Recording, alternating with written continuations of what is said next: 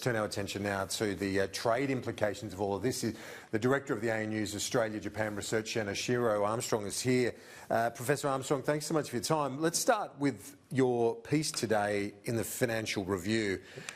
You talk about this notion of decoupling the economy with China. Is that happening between Australia and China and, say, the United States and China, given the impact on the supply chain of various industries? Yeah, well, the United States has pursued a policy of decoupling, but Australia hasn't so far, and I think that needs to be made clear. Australia, with other partners in the region, have pursued deeper engagement with the Chinese economy through the Regional Comprehensive Economic Partnership, working together in the WTO, to try to keep markets open. Is that a good thing, to be engaging more? Most definitely. Now, you know, with the coronavirus and the travel bans, the travel restrictions against initially China, a lot of our tourists and international students, which are predominantly the largest number, are from China. Those markets dried up pretty quickly and have taken a fairly substantial hit. And there'll have to be a lot of work done to repair that and have a quick recovery. Now, these high trade shares with China are the results of businesses, you know, universities as well, but farmers, businesses diversifying. They will sell to whoever is paying the most, of course, but also as risk management, of course, sensible businesses do diversify. But what do you say to the criticism that we're too reliant on China trade? Yeah, I think that's the wrong question. You know, if you ask, are we trading too much with China, how much then is enough? So it's more important to think about how to manage that high trade. Now, we have high trade shares with China. In the past, we've had high trade shares with Japan, the United States, and before that, the United Kingdom. It's a matter of, A, getting our macroeconomic policies right, so flexible exchange rate, flexible labour market, and having the ability to adjust to shocks, like the global financial crisis, like the boom and the bust of the commodities boom. So that's the first line of defence for any shock from abroad. Is reform here. Reform here. Do you see this impact being greater than the GFC right now? Because so many things are being shut down, from travel to sporting events. Many businesses are going to find it hard to survive. Yeah, look, and it's still unfolding. So I think at this stage we can probably say, yes, it will be bigger if it isn't already.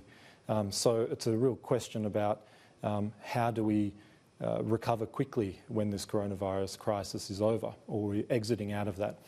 And then in that exit, if we have people concerned about too much reliance on the Chinese economy or any one economy, I think it's important to think about what the lost opportunity is. If we're going to have governments come in and tell business that, you know, well, trade's too high with one country, have to diversify away, I'm not quite sure what that looks like and what that means, except that the recovery will take longer, it'll take longer to repair budgets, and we'll be poorer as a country. So your argument is that when, and you know, please God this happens sooner rather than later, that we exit this crisis and snap back, as the Prime Minister puts it. Yep. You can't be thinking about, oh, let's reduce there, increase there. That's your point. You've just got to basically let the market rip.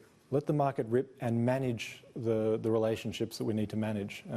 And importantly, with the China relationship, recognising that the Chinese government, which is unfamiliar to ours, it's a different system, so it causes a lot of uncertainty, but they are constrained both domestically and internationally. They've signed up to rules in the WTO and the bilateral CHAFTA, China-Australia Free Trade Agreement with us, and they are bound by those rules. And they've had a very good track record, actually, in following those rules. And it's our job to, I think, to keep engaging with the Chinese and other partners to make sure those rules stay in place and also expand those rules. So that's how you manage the high trade shares. And you don't go and cut them off or try to divert trade away. Manage it with rules. Like Trump has done with the Chinese. You know, you can stop trade and you can reduce the trade shares, and he's demonstrated how to do that. Now, that's a very dangerous path to go down. Telling businesses you cannot buy or sell to the highest bidder because of whatever security reason you might have, whatever different political system or high trade shares, high reliance. I'd say the costs are being borne by private business when they do diversify, and that is taken into account. So that needs to be clear.